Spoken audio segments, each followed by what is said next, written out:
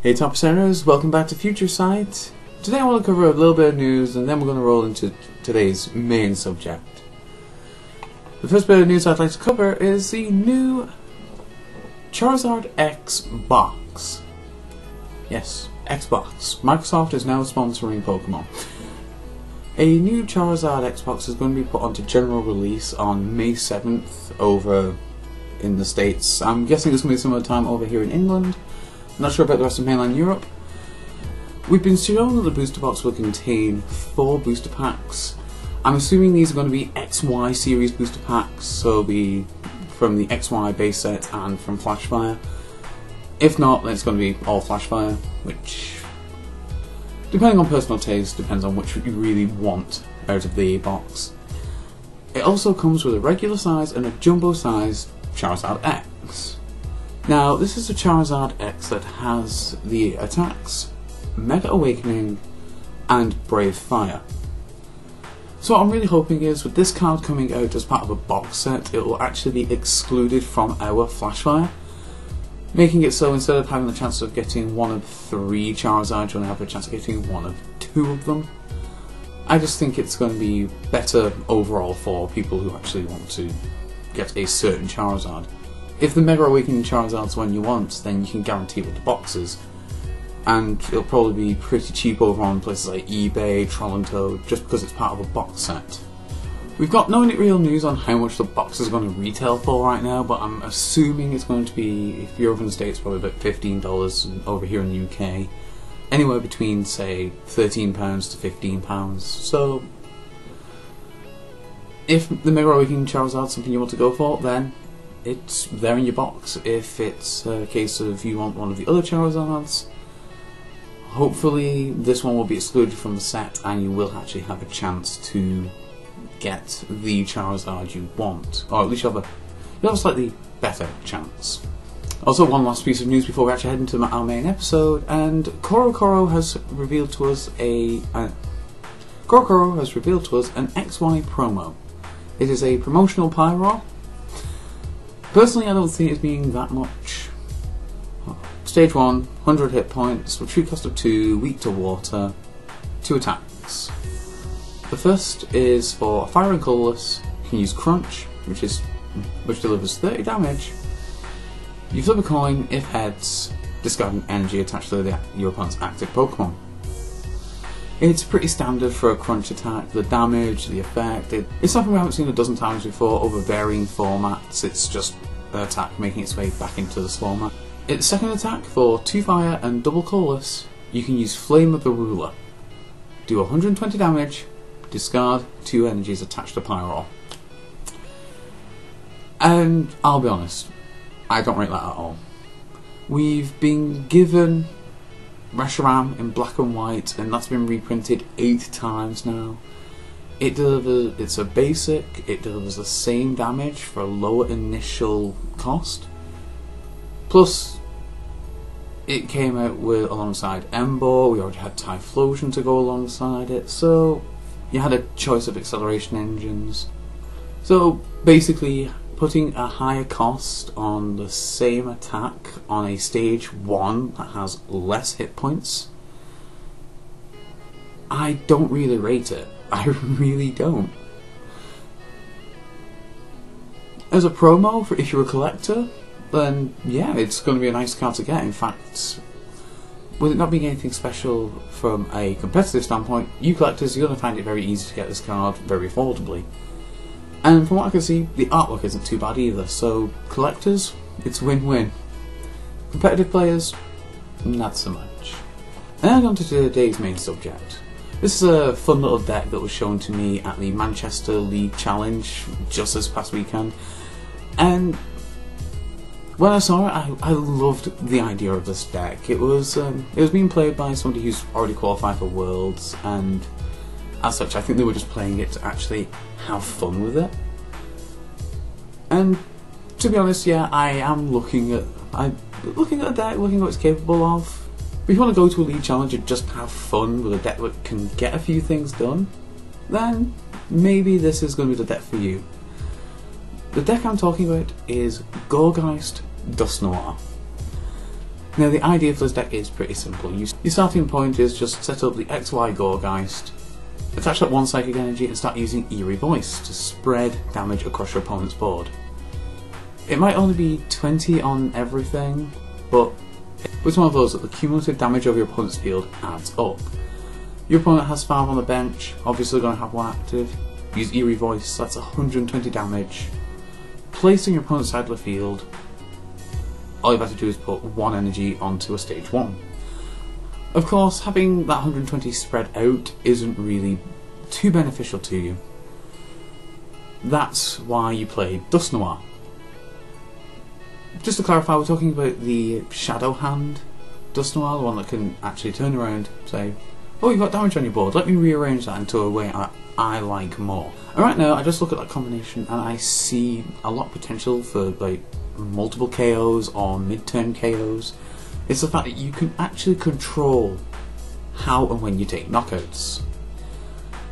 The first thing you have is the fact that, say you've put that 120 damage on the board, your opponent's got 2 Pokemon out that both have 80 hit points each. Well, you take all that damage, put 60 on each of these 2 Pokemon. You can then use Eerie Voice again, place 20 on everything. The 2 that you place 60 onto now go to 80 damage, they're knocked out. So you claim 2 prizes, and if what you've knocked out has 80 hit points, it's most likely not going to be an X. So it's a couple of turns set up, but 2 prizes in 1 turn and you've not had to deal with an X to do it. I personally see that as being pretty impressive. That's not the only option this deck gives you though. You use Eerie Voice, there's 120 on the field. If your opponent's got something out that's got less than 120 hit points, move damage across to it until it's knocked out. You can take a prize mid-turn. And let's be honest, how many times have any of us actually turned around, knocked something out, taken a prize, and the prize we've taken has basically helped shape our following turn. It's basically an extra card in hand, it's extra options. Even if it's just a case of, oh well, that's no use to me, I can use this card as part of the cost for an Ultra Ball I've got in my hand. Or, oh, or in the case of the last format, oh, here's Capture. I know what I'm doing next turn.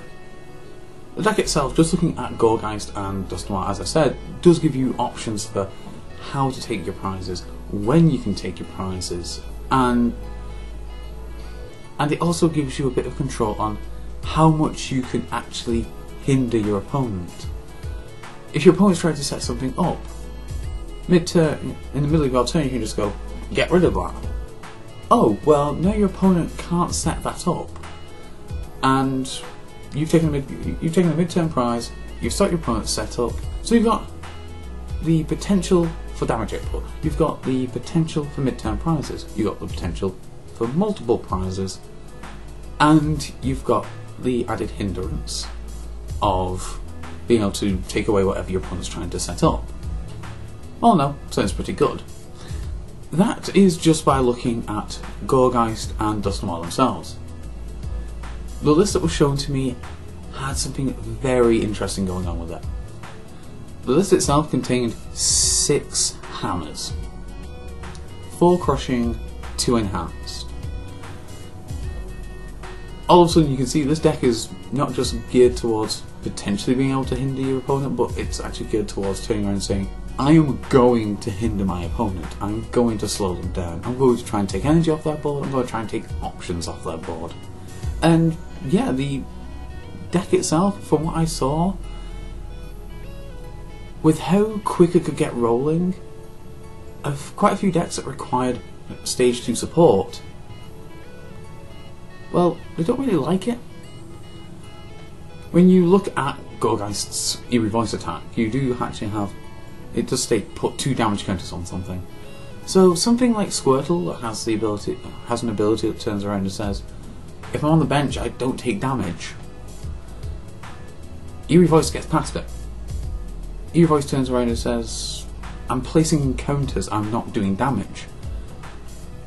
I'm not actually hitting you with an attack and placing you under an effect.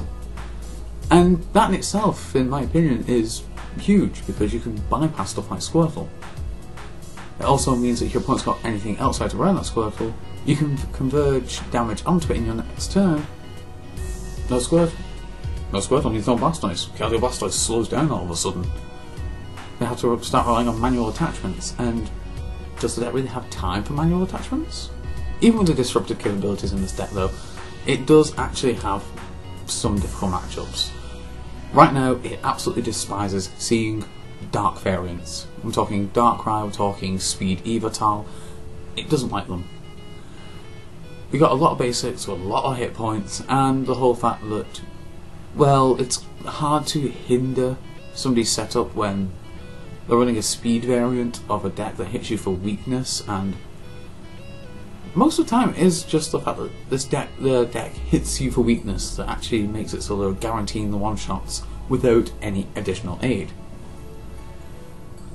Yveltal can look at Gourgeist and say, I don't need you to have energy on. If I have a dark and a colourless energy, I'm swinging for 60 on my own. That's 120 to Gourgeist. It's gone. Yveltal looks at Gourgeist and laughs. It really does. Darkrai only does 90. Gourgeist does 100. Gourgeist is weak to Darkrai, so you're taking 180.